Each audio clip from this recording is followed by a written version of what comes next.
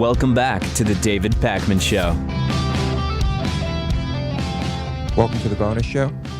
First, I have a huge correction to make. Yesterday's bonus show, the devil story, the devil statue, I said that it was in Toronto, and I received a barrage of emails informing me that it is not Toronto. It was, in fact, Vancouver. And it's not that I think Toronto is the only city in Canada. I think Montreal is the only city in Canada. So that's not the issue. But I did it. I broke the dam. And we actually have an email here from someone who witnessed this statue firsthand.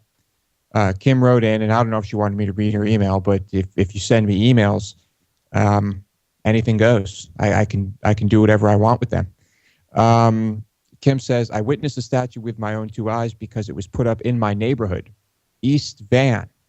East Van is an eclectic, hippie, artistic, tolerant, gay-friendly, laid-back, marijuana-loving, irreligious, earthly paradise. British Columbia has some of the lowest levels of non-believers and Vancouver's levels are even higher. Or would that be lower? Anyway. I think she means the highest levels of non-believers. Right. Vancouver sounds pretty good. So she signed the petition, and hopefully this is the statue will come back. I'm not sure what the politics are like over there.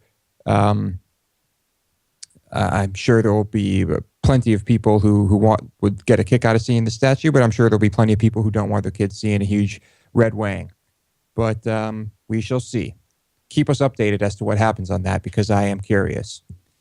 I have a disturbing story here about a ship carrying many migrants, and there were only a few survivors. The ship was basically sunk after the traffickers were telling all of these migrants that they need to transfer to a different boat.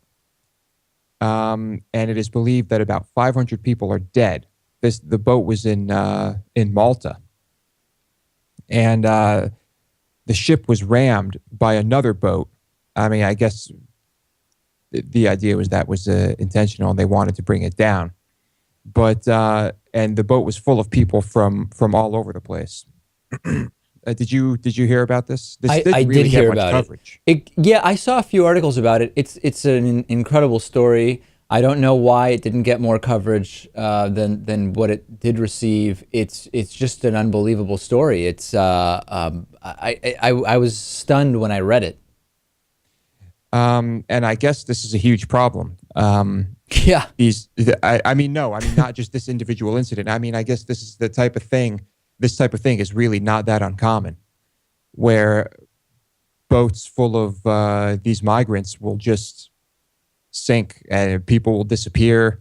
I mean, what do you expect? This is, I mean, you're not exactly dealing with reputable companies here, and traffickers really aren't people that are too concerned with human life. Yeah, obviously. I mean, you just have to see the stories about the coyotes who, quote, help people cross the U.S.-Mexican border from Mexico, and you hear about them raping the women and leaving the men and everyone for dead, and you know that these are not necessarily the most reputable people to be dealing with. Yeah. The International Organization for Migration said that about more than 2,500 people are believed to have drowned in the Mediterranean this year alone. Crazy stuff going on. Yeah.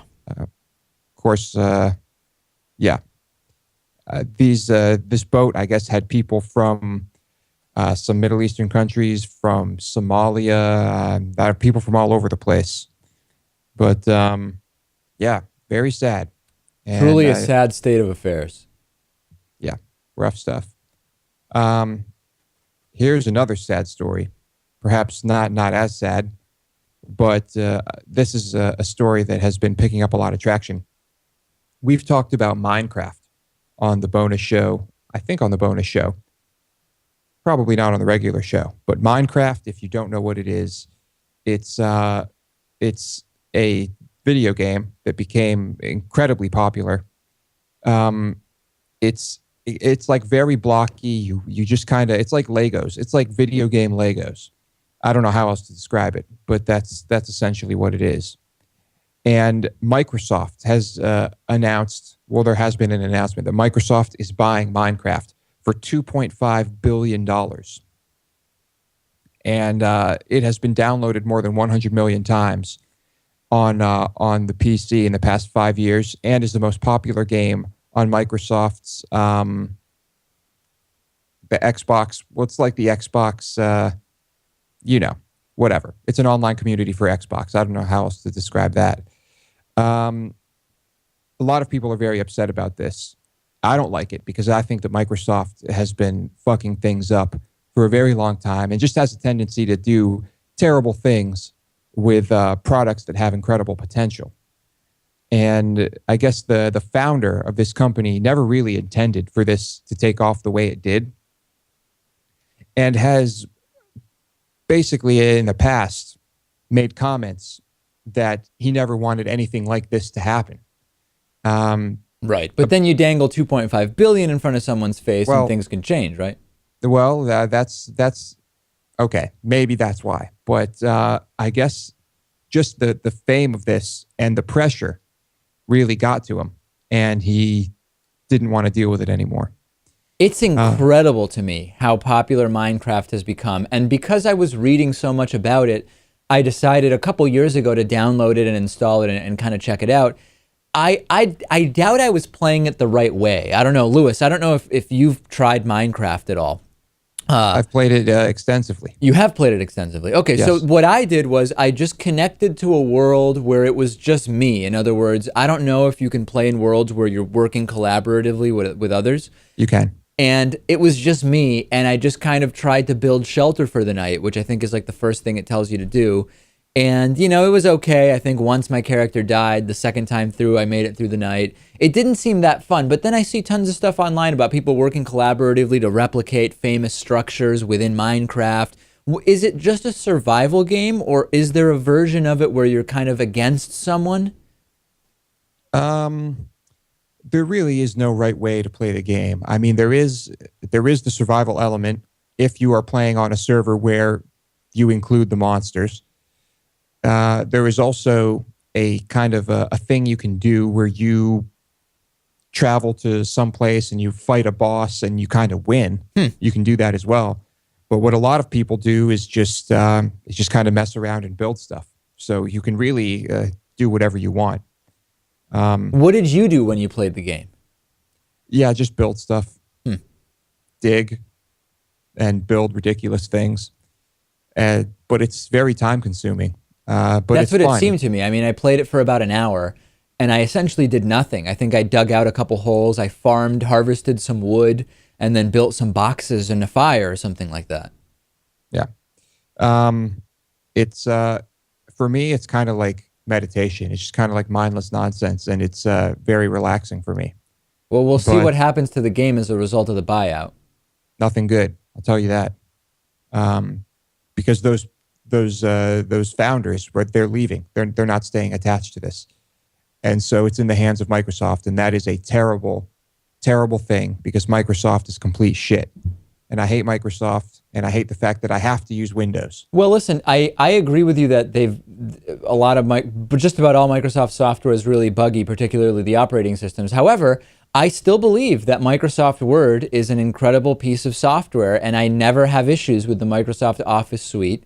I think Internet Explorer is a laughably terrible browser, but at the same time, my girlfriend has one of the new Microsoft Surface tablets, and it's actually really, really good, except for the fact that the first one she got was defective and after a month stopped turning on. But once it was exchanged for one that worked properly, it really is a pretty good piece of equipment. All right. Well, you haven't convinced me of anything. Word processing, who cares about word processing? Come on. That's the best thing Microsoft has going for it. We need a new operating system for people like us. We need something new, and it won't be Microsoft that puts it out. Here's a story about a British girl who ate nothing but chicken nuggets for 15 years. This brings up so many questions, but I guess when she was really young, she had chicken nuggets and then just refused to eat anything but chicken nuggets. So immediately we have a parenting issue on our hands, don't we? That's exactly what I was thinking. Yes. They said they tried to starve her to get her to eat something else, but she just wouldn't. So she only eats chicken nuggets and sometimes fries. And once in a while, she'll have a piece of toast and snack on some potato chips. but it's pretty much just chicken nuggets all day, every day. Very similar to that guy who only eats pizza, except it seems that the guy who only eats pizza is doing a bit better. At least there's some tomato sauce there. And according to, was it Ronald Reagan, ketchup is a vegetable? So there you go. Yeah, I guess. Perhaps Ronald Reagan's best quote. This girl just collapsed not too long ago after 15 years of only eating chicken nuggets, which, if you asked me, I would have predicted this would happen much sooner. Yeah. But doctors diagnosed her with anemia and swollen veins in her tongue. They had to put her on what it says here is an emergency vitamin regimen. Stacy's high salt, high fat diet also raises her risk for chronic health problems. Of course, we know that. And she was told that basically if she continues like this, she'll die. I don't know what's going to happen here, but I mean, I can't even imagine going 1 week eating only chicken nuggets, let alone 15 years. Now, do we know, because a chicken nugget is a kind of generic term, are these from a particular fast food place, or is it just chicken nuggets generically? Like they might be the ones you buy frozen in the supermarket. I believe these are, I'm not sure, but crappy, ultra high fat, fried, who knows where the chicken comes from type of chicken nugget. Mechanically separated chicken, I presume. Yeah. Yes. And I imagine it would be, even if it's fast food, it would still probably be pretty costly just to be eating chicken nuggets all day. And then you have to go there. So I would imagine that this is not just from fast food restaurants, but who knows? Certainly there are plenty of companies making these crappy chicken nuggets in frozen bags for you to get at any supermarket anywhere. Freedom and liberty. Wow. Yep. So I wonder what will happen. We'll see. We'll see if she dies. I don't know if we've heard the last of Stacy. Stacy Irvine. Yeah. Chicken nuggets for 15 years. Incredible. An incredible tale of endurance, I must say. The human body is capable of incredible things. That's all I got for today. And once again, I apologize about the Canada story. I broke the dam.